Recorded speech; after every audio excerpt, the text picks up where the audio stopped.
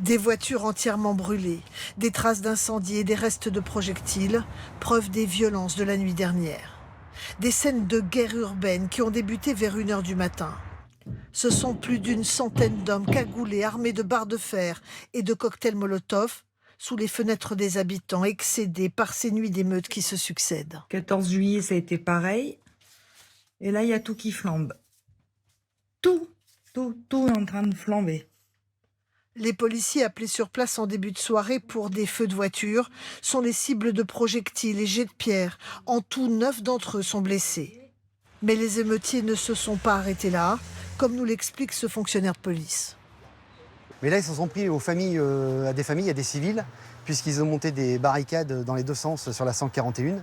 Et lorsque les véhicules étaient obligés de ralentir, ils se sont jetés dessus, comme des sauvages, avec des battes de baseball, et puis ils ont fracassé pare-brise, carrosserie, enfin voilà.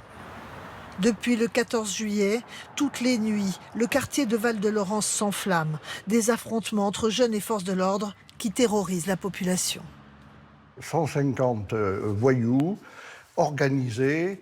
C'est vraiment une situation de guérilla urbaine structurée. Qu'ils aient des mortiers en quantité, qu'ils fassent du carjacking, qu'ils tiennent un point de circulation est inacceptable.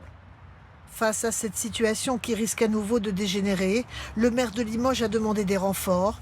Dès ce soir, une soixantaine de CRS seront présents dans le quartier.